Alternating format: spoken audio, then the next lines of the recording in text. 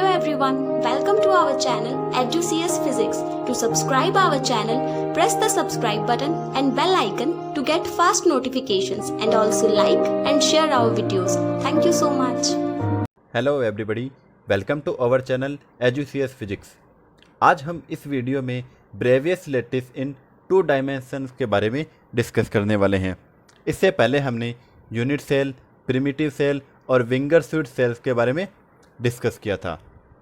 आज हम डिस्कस करने वाले हैं ब्रेवियस लैटिस के बारे में। वैसे तो ब्रेवियस लैटिस 2 डायमेंशंस और 3 डायमेंशंस 2 टाइप्स के होते हैं, लेकिन इस वीडियो में हम बात करेंगे 2 डायमेंशंस ब्रेवियस लैटिस के बारे में। आगे जो नेक्स्ट वीडियो आएगा उसमें हम डिस्कस करेंगे 3 डायमेंशंस के बारे में।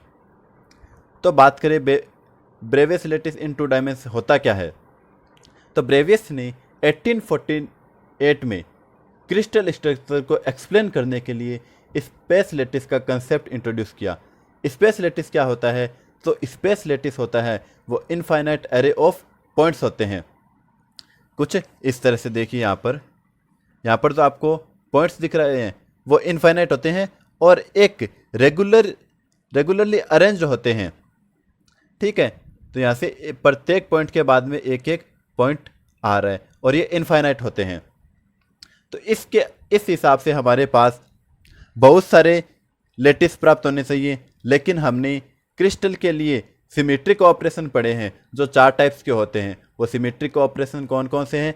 ट्रांसलेशन, इन्वर्सन, रिफ्लेक्शन और 4th है रोटेशन। इसके अकॉर्डिंग हमारे पास कुछ 6 ही क्रिस्टल प्राप्त होते हैं जिनको हम क्या बोलते हैं? Bravais lattice.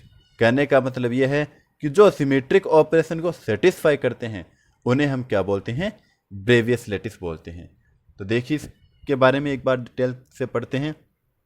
Bravais in 1848 introduce the concept of space lattice to describe structure of crystals. A space lattice is defined as an infinite number of points in space such that every point has identical surroundings. There can be unlimited numbers of possible lattice forms, but from symmetric operation consideration only some lattice forms are possible. Such lattice are known as Bravais lattice. जो मैंने अभी आपको बताया था वही बात यहाँ पर लिखिए। अब देखिए कि जो 2 डायमेंशंस में है उसमें कितने ब्रेवियस लैटिस होते हैं? तो वो होते हैं 5, और 3 डायमेंशन में कितने होते हैं? 14। तो देखिए there are 5 Bravais lattice in 2D and 14 in 3D। तो आज हम केवल ब्रेवियस लैटिस इन 2 डायमेंशंस के बारे में या 2D के बारे में डिस्कस करने वाले हैं। तो देखिए इसके टाइप्स के बारे में डिस्कस करें।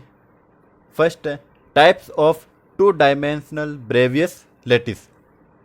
इसका जो फर्स्ट टाइप है वो क्या है? Square Bravais lattice. Square Bravais lattice क्या होता है? Let A vector and B vector be the fundamental translational vectors in 2D and theta be the angle between them. Theta क्या है? ए और बी के बीच का जो एंगल है वो है। तो देखिए हमारे पास एक यहाँ पर क्या है? लैटिस पॉइंट है, और जब हम लैटिस पॉइंट को इस तरह से, ये क्या है? ए वेक्टर को बता रहा है, फंडामेंटल ट्रांसलेशन वेक्टर है, और ये क्या है? B vector. अब देखिए जो स्क्वायर लैटिस है उसमें क्या होता है? ए वेक्टर और बी वेक्टर दोनों कैसे होते हैं? इक्वल होते हैं, और इनके बीच का जो एंगल है थीटा वो कितना होता है? 90 डिग्री। तो जो स्क्वायर वेक्टर उसके लिए ए वेक्टर और बी वेक्टर दोनों इक्वल होते हैं, और एंगल थीटा है वो कितना होता है? 90 डिग्री होता है। और ये कौन से क्रिस्टल फैमिली से बिलोंग करता है? तो यह टेट्रागोनल। तो ये टेट्रागोनल क्रिस्टल फैमिली से बिलोंग करता है। और अगर हम इसका एरिया निकालना चाहें तो एरिया ऑफ टेट्रागोनल कितना होगा? ए स्क्वायर। तो यह है इसका एरिया। तो अभी हमने ये फर्स्ट पढ़ा है स्क्वायर, तो इसमें ए वेक्टर और बी वेक्टर इक्वल होंगे और एंगल कितना होगा? 90 डिग्री। और कौन से क्रिस्टल फैमिली से बिलोंग करेगा? टेट्रागोनल क्रिस्टल फैमिली से बिलोंग करेगा, और एरिया हो जाएगा इसका ए स्क्वायर। अब हम बात करते हैं ऑब्लिक के बारे में, ऑब्लिक लैटिस के बारे में। अब अभी हमने तो पहले लेटिस के बारे में लिखा था, let A vector and B vector the fundamental translation vector, ये बात आप इसमें भी लिख सकते हैं, मतलब पांचों में लिख सकते हैं। मैंने केवल एक में लिखी है, आप बाकी सब में भी लिख सकते हैं। तो ऑब्लिक क्या होता है, देखिए इसमें जो लेटिस पॉइंट होते हैं वो कुछ इस तरह से तिरछे अरेंज होते हैं, और इनमें जो ए वेक्टर और बी वेक्टर है वो इक्वल नहीं होते, और जो एंगल है वो भी 90 डिग्री का नहीं होता। तो इसकी जो प्रॉपर्टी है वो क्या है, A vector is not equals to B vector and theta is not equals to 90। ये बात याद रखना कि यहाँ पर जो थीटा है वो 90 नहीं होगा, ठीक है। और ये कौन सी क्रिस्टल फैमिली से बिलोंग करेगा, मोनोक्लिनिक क्रिस्टल फैमिली से। और इसका जब एरिया कैलकुलेट करते हैं तो एरिया कितना आएगा, ए बी साइन थीटा। तो यह है ऑब्लिक लेटिस। इसके बाद में हम बात करें हेक्सागोनल के बारे में। हेक्सागोनल लेटिस क्या होता है, हेक्सागोनल लेटिस में जो लेटिस पॉइंट है वो कुछ इस तरह से अरेंज होते हैं, और ए वेक्टर और बी वेक्टर दोनों कैसे होते हैं, इक्वल होते हैं, और एफ बी के बीच का जो एंगल है थीटा वो कितना होता है, 120 डिग्री या 120 डिग्री का होता है। और ये कौन से क्रिस्टल फैमिली से बिलोंग करता है, हेक्सागोनल क्रिस्टल फैमिली से बिलोंग करता है। तो इनमें याद रखना कि जो ए वेक्टर और बी वेक्टर वो तो होते हैं इक्वल, और थीटा है वो कितना होता है, 120 डिग्री, और एरिया इसका क्या होता है, √3/2 इंटू ए स्क्वायर। ये होता है इसका एरिया, किसका है, हेक्सागोनल लेटिस का। फोर्थ देखिए सेंटर्ड रेक्टेंगुलर। सेंटर्ड रेक्टेंगुलर में इसके जो लेटिस पॉइंट होते हैं वो कुछ इस तरह से अरेंज होते हैं, और इसमें जब लेटिस के बीच में जो डिस्टेंस है या लेंथ है वो ए वेक्टर और बी वेक्टर है। इसमें तो ए वेक्टर और बी वेक्टर जो लेंथ होती है वो कैसी होती है, इक्वल नहीं होती, और जो एंगल है वो कितना होता है, 90 डिग्री। देखिए यहाँ पर A vector is not equals to B vector, और थीटा है वो 90 डिग्री होता है। लेकिन यहाँ पर जो सी वेक्टर और डी वेक्टर बन रहे हैं ये इक्वल होते हैं, और यहाँ पर जो कोण बन रहा है साई, ये होता है 90 डिग्री। ये जो एंगल है ये कितना होता है, 90, और ये एंगल भी कितना होता है, 90 डिग्री। सॉरी, ये 90 डिग्री नहीं होता, ये एंगल 90 डिग्री नहीं होता, और सी और डी इक्वल होते हैं, लेकिन एफ भी इक्वल नहीं होते, और एंगल कितना होता है, 90 डिग्री। और ये कौन से क्रिस्टल फैमिली से बिलोंग करता है, ऑर्थोरोम्बिक क्रिस्टल फैमिली से बिलोंग करता है। और इसका एरिया निकाले इसका तो कितना होता है, एफ बी आता है। तो ये था सेंटर्ड रेक्टेंगुलर। अब हम बात करें प्रिमिटिव रेक्टेंगुलर के बारे में। तो प्रिमिटिव रेक्टेंगुलर में क्या होता है, ए वेक्टर और बी वेक्टर इसमें भी इक्वल नहीं होते, और इसमें जो एंगल थीटा है वो 90 डिग्री होता है, और ये भी ऑर्थोरोम्बिक क्रिस्टल फैमिली से बिलोंग करता है, और इसका एरिया भी कितना होता है, एफ बी होता है। तो देखिए दोनों में डिफरेंस क्या है, सेंटर्ड रेक्टेंगुलर और प्रिमिटिव रेक्टेंगुलर में। तो सेंटर्ड रेक्टेंगुलर है उसमें बीच में भी एक लेटिस पॉइंट आता है, लेकिन इसमें बीच में कोई लेटिस पॉइंट नहीं आता।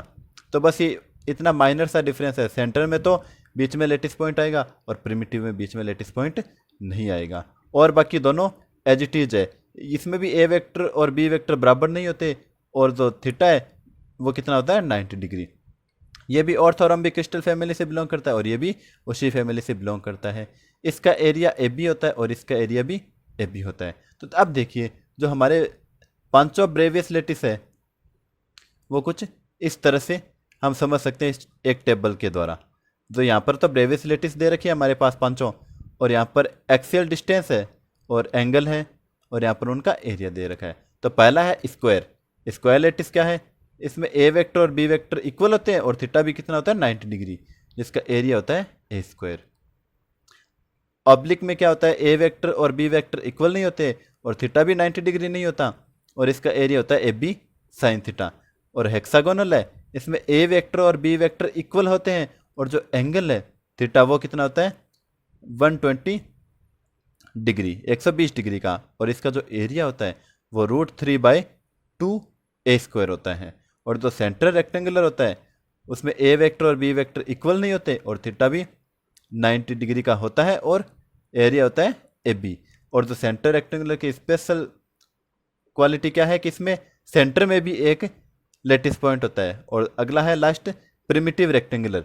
इसमें ए वेक्टर और बी वेक्टर कैसे होते हैं, इक्वल नहीं होते, और थीटा कितना होता है 90 डिग्री, और इसका एरिया भी कितना होता है ए बी। तो ये दोनों सेम है, बस डिफरेंस क्या है कि सेंटर रेक्टेंगुलर में ए वेक्टर और बी वेक्टर के बीच में एक लेटिस पॉइंट और पाया जाता है।